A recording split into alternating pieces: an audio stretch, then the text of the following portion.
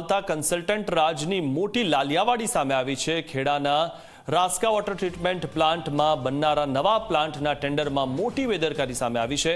નવા બની રહેલા 100 MLD પ્લાન્ટના કામમાં બેદરકારી હોવાનું સામે આવ્યું। રૂપિયા 49 કરોડના ટેન્ડરમાં સ્કાયવે ઇન્ફ્રાએ ઓછો ભાવ ભર્યો હતો। કન્સલ્ટન્ટ મલ્ટીમીડિયાએ ટેકનિકલ બીડમાં ડિસ્ક્વોલિફાય થયેલા કોન્ટ્રાક્ટરનું ટેન્ડર ખોલી નાખ્યું, જેમાં ટેન્ડર ખુલતા સ્કાયવે ઇન્ફ્રાનો સૌથી ઓછો ભાવ આવ્યો હતો।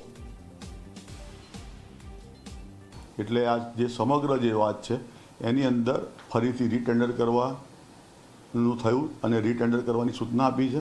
તેમજ જે બેદરકારીથી થઈ છે ભૂલ કન્સલ્ટન્ટની એમને પેનલ્ટી કરવાની પણ સૂચના આપી છે અને ભવિષ્યમાં આવી બેદરકારી ફરી કરે નહીં એવી ટકોર પણ કરવામાં આવી છે।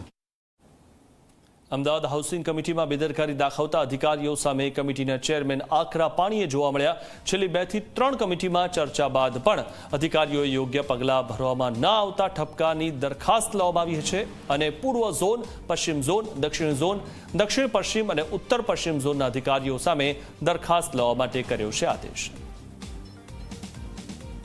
છેલ્લી 4-5 કમિટીથી આ વિષય ઉપર ઘણી બધી ચર્ચાઓ થઈ, ઘણા બધા મકાનોને સીલ વાગ્યા, ઘણા મકાનોને નોટિસ અપાઈ છે, પણ જે પ્રમાણે જોઈએ એ રીતે યોગ્ય પગલાં ન ભરાતા હોવાના કારણે આજની કમિટીમાં નિર્ણય લેવામાં આવ્યો છે કે જવાબદાર અધિકારીઓ ઉપર નોટિસ ઇસ્યુ થાય, જરૂર પડે તો ઠપકાની દરખાસ્ત પણ આપવામાં આવે એવું આજની કમિટીમાં સૂચન કરવામાં આ જે કાર્યવાહી થઈ છે એમાં ઉત્તર ઝોન અને મધ્ય ઝોન સિવાયના બધા જ ઝોનમાંથી જે જવાબદાર અધિકારી હશે એ લોકો ઉપર આની કાર્યવાહી કરવામાં આવશે।